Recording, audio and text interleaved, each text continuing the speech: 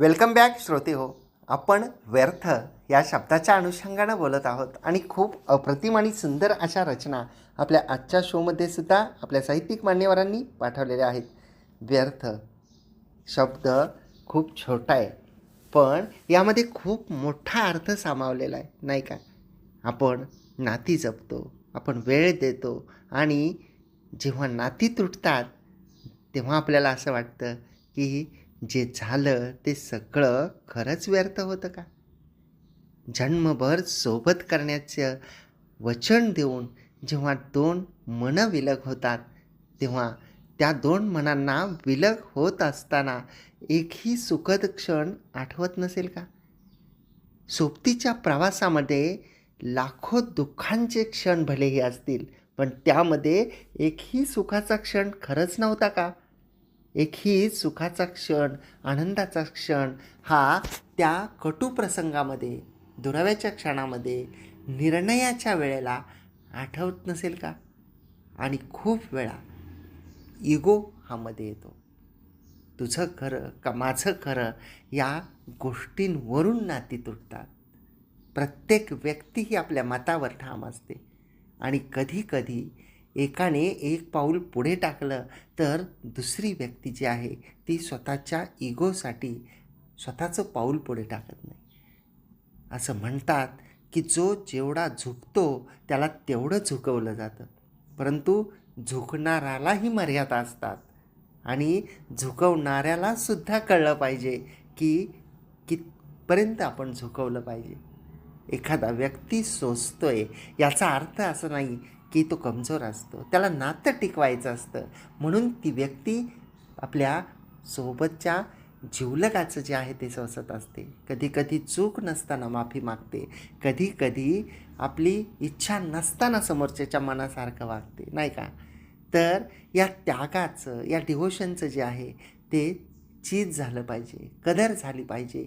सुखद क्षण जे आहेत, आनंदी क्षण असतील किंवा आपल्या वाईट काळामध्ये ज्या व्यक्तीने आपल्याला साथ दिली, सोबत केली, त्या व्यक्तीपासून दूर जाताना या सर्व गोष्टींचा निश्चित विचार केला पाहिजे. जर का आपण आज एका व्यक्तीपासून दूर होण्याचा विचार करतोय, तर आपण इतके दिवस त्या व्यक्तीसोबत सोबत होतोच का? हा प्रश्न जो आहे तो मनाला विचारला पाहिजे. कारण जर का आपण एखाद्या व्यक्तीची सोबत केलेली आहे तर निश्चितपणे त्या व्यक्तीमध्ये काही ना काही चांगले गुण होते, म्हणूनच आपण सोबत केलेले.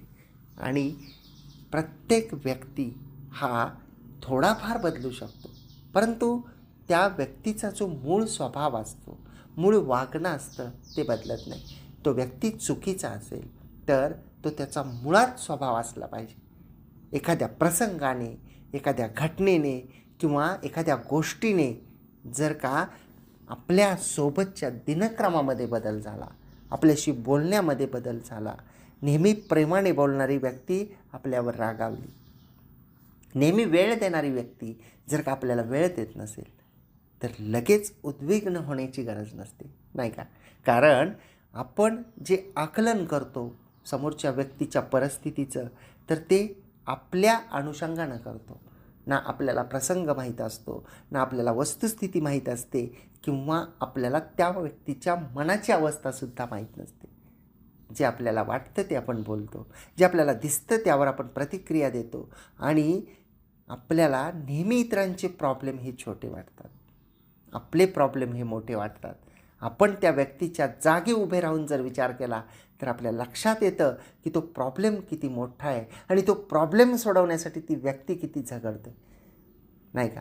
आणि जर का आपण इतरांना समजूनच घेत नसेल, आपण जर इतरांच्या प्रत्येक गोष्टीला जर का आपण याचा काही उपयोग नाही, त्याचा काही उपयोग नाही, बोलता बोलता सुद्धा आपण झटकन झटकून टाकतो.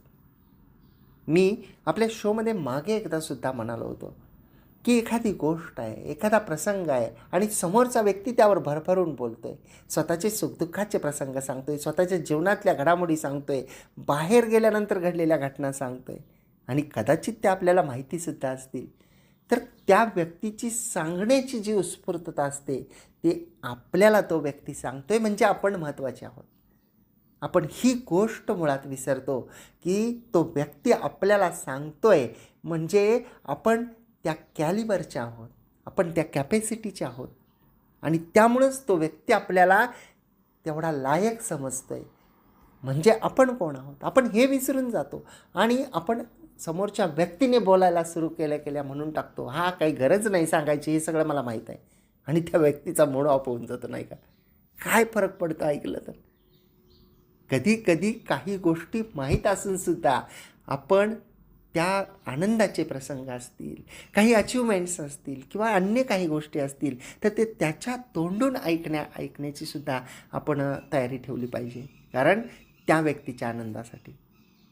प्रसंग साधे असतात, छोटे असतात, खूप छोट्या छोट्या गोष्टी असतात, खूप छोट्या छोट्या अपेक्षा असतात, खूप छोटी छोटी स्वप्न असतात आणि खूप प्रसंगसुद्धा छोटे छोटे असतात. त्या प्रसंगांवर, त्या परिस्थितीवर, त्या व्यक्तीच्या बोलण्यावर, त्या व्यक्तीचे मनातले भाव व्यक्त करत असताना आपण ज्या पद्धतीनं रिॲक्ट करतो त्याच्यावर आपल्या नात्याचं भविष्य ठरतं. म्हणजे आपली सोबत व्यर्थ जाणार नाही, नाही का? म्हणून व्यर्थ जेव्हा आपण एखादी गोष्ट गेली असं म्हणत असू तर ती गोष्ट व्यर्थ का गेली याचा आपण अभ्यास केला पाहिजे, याच्यावर आपण चिंतन केलं पाहिजे. जेव्हा आपण इतरांना दोष देतो की मी एवढं सारं करून व्यर्थ गेलं, मी एवढं सारं करून मला काहीच मिळालं नाही, हे बोलत असताना हा विचार मनामध्ये आल्यानंतर हे का घडलं याच्या खोलात जाण्याची गरज आहे. हे घडण्यापूर्वीच्या सिच्युएशन्स, ह्या घडण्यापूर्वीच्या गोष्टी ज्या आहेत त्या काय होत्या, हे का घडलं याचं जर का आपण आत्मचिंतन केलं तर आपल्या हे लक्षात येईल की हो, चूक आपली ही होती. आणि मग दोघांनी मिळून जे आहे ते पुढं चालता येतं. परंतु जे केलं ते मी केलं, जे चांगलं केलं ते मी केलं, जे चुकीचं केलं ते तू केलं, हे जेव्हा वारंवार आपण बोलतो तेव्हा मात्र समोरच्या व्यक्तीचा डिव्होशन आणि त्याग करण्याची जी मनातली इच्छा असते ती मरून जाते. कारण त्या समोरच्या व्यक्तीच्या प्रत्येक गोष्टीला आपण वेळोवेळी शून्य करतो. कधीच कोणत्याही व्यक्तीला आणि कोणत्याही प्रसंगाला शून्य करू नका. त्याचं मोल आहेच याची त्या व्यक्तीला जाणीव करून द्या आणि मग पहा जीवन किती सुंदर आहे, नाही का? अगदी आपल्या FM टॅगलाईनसारखं, आनंदी राहा, आनंद लुटा. तुम्ही RJ कैलाससोबत आहात. रेडिओ पुणेरी आवाज 107.8 FM हा खेळ शब्दांचा या कविता व चारोळ्यांच्या शोमध्ये आजच्या शोकडे वळूया. कारण जेव्हा मी तुमच्याशी गप्पा मारायला सुरू करतो ना, तुमच्या रचनांच्या अनुषंगानं माझ्या मनामध्ये जे भाव येतात ते मी आपल्याशी शेअर करत असतो. असं वाटतं की तुम्ही सारे सोबत आहात माझ्यासोबत, आपले श्रोते आणि आपले सर्व साहित्यिक मान्यवर. आणि जणू काही आपण विचारांची देवाणघेवाण करतोय, जणू काही आपण एकमेकांशी गप्पा मारतोय आणि बोलता बोलता वेळ जी आहे ती पुढं पुढं पळत जाते आणि मग अचानकपणे माझं लक्ष आपल्या रचनांकडे वेधलं जातं, नाही का? चला पुढच्या रचनेंकडे वळूया आणि आपण आपल्या आजच्या शोमधल्या पुढच्या एका अप्रतिम आणि सुंदर अशा कवितेकडे वळूया, ज्यामध्ये अर्चना कृष्णराव सुधामे मॅडम लिहित आहेत छत्रपती संभाजीनगर येथून. अर्चना कृष्णराव सुधामे मॅडम यांनी छत्रपती संभाजीनगर येथून लिहिले की कसा आहे रे, कसा आहे रे माणसा हा तुझा स्वार्थ, स्वार्थापायी नाही रे कळला जीवनाचा अर्थ. वा, स्वार्थापायी नाही रे कळला जीवनाचा अर्थ. मग कोपली रे सृष्टी आणि झाला अनर्थ. वाह, मग कोपली रे सृष्टी आणि झाला अनर्थ. आज जरी राबतो रे तू परी सारे झाले व्यर्थ. आज जरी राबतो रे तू परी सारे झाले व्यर्थ. आणि माणसा तुझा स्वार्थ असा कसा आहे हा प्रश्न विचारताना तुझ्या स्वार्थासाठी तुला जीवनाचा अर्थच कळला नाही. माणसाचा जन्म असा आहे जो स्वार्थ हा माणसाला असला पाहिजे, ती नैसर्गिक गोष्ट आहे. प्रत्येकाला स्वार्थ आहे, तो किती असावा आणि त्या स्वार्थासोबत आपला परोपकार किती आहे या दोन्ही गोष्टींची गरज असते, नाही का? आणि त्यासोबतच मॅडमनी म्हटलं आहे की जेव्हा असा स्वार्थ वाढतो तेव्हा सृष्टीसुद्धा कोपते आणि अनर्थ घडतो. आणि त्यामुळे आपण कितीही राबलो तरी सारं काही व्यर्थ होऊन जातं. खूप अप्रतिम सुंदर असे भाव या अप्रतिम अशा कवितेमध्ये होते श्रोते हो. आणि श्रोते हो, याबरोबरच आपण आपल्या आजच्या शोमधल्या पुढच्या एका सुंदर कवितेकडे वळूया, ज्यामध्ये वर्षा कुलकर्णी खोपकर मॅडम लिहित आहेत मालाड पूर्व मुंबई येथून. मॅडमनी लिहिलं आहे की तुमच्या नसण्यानी जीवन भासे व्यर्थ, तुमच्याच सानिध्यात होता संसाराला अर्थ. तुमच्या नसण्यानी जीवन भासे व्यर्थ, तुमच्याच सानिध्यात होता संसाराला अर्थ. पण स्वतःच मी स्वतःला समजाविले, अधुरे आपले स्वप्न पूर्ण करीन ठरवले. वाह! कधी मदतीचे हात आले तर कधी मृगजळ, कधी मदतीचे हात आले तर कधी मृगजळ, एकाकी वाटेवर तुम्हीच दिले कुठूनसे पाठबळ. एकाकी वाटेवर तुम्हीच दिले कुठूनसी पाठबळ.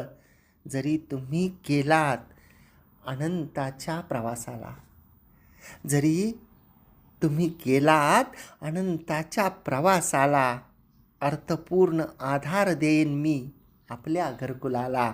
अर्थपूर्ण आधार देईन मी आपल्या घरकुलाला. वाह! तर खूप गहिरे असे भाव या कवितेमध्ये होते श्रोते हो, की तुमच्या नसण्यानं हे जीवन व्यर्थ भासतंय.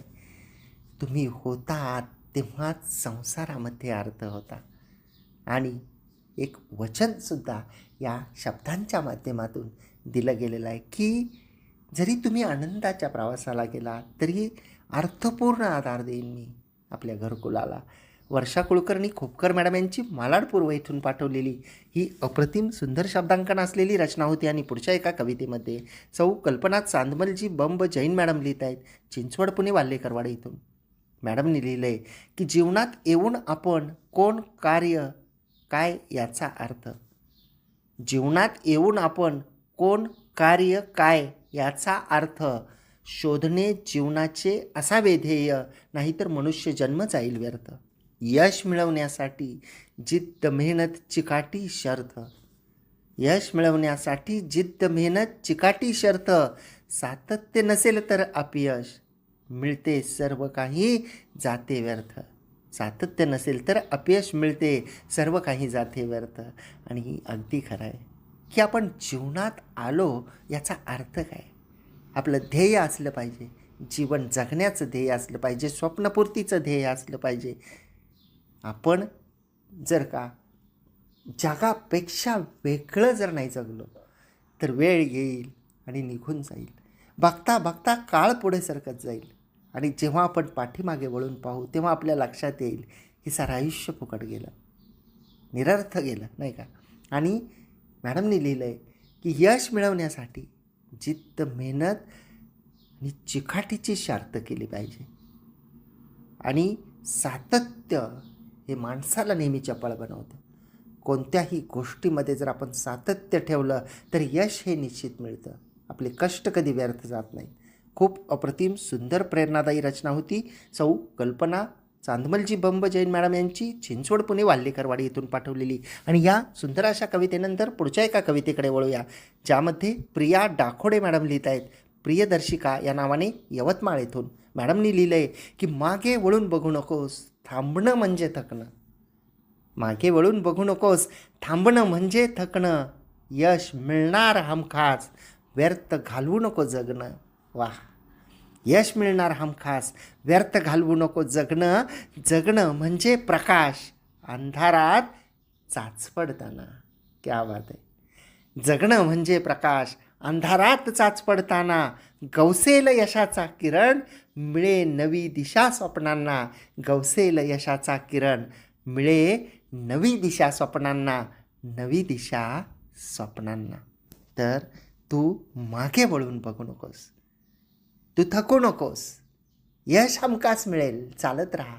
कष्ट करत राहा, प्रयत्न करत राहा, असा सुंदर प्रेरणादायी सकारात्मक सुंदर संदेश देणारी मॅडमची ही अप्रतिम आणि सुंदर अशी रचना होती. प्रिया डाकोडे मॅडम यांची प्रियदर्शिका या नावाने यवतमाळ येथून पाठवलेली. आणि श्रोते हो, तुम्ही रेडिओ पुणेरी आवाज 107.8 FM ऐकत आहात आणि तुम्ही तुमच्या आवडीच्या शोमध्ये आहात, म्हणजेच हा खेळ शब्दांचा या कविता व चारोळ यांच्या शोमध्ये माझ्यासोबत म्हणजेच RJ कैलाससोबत.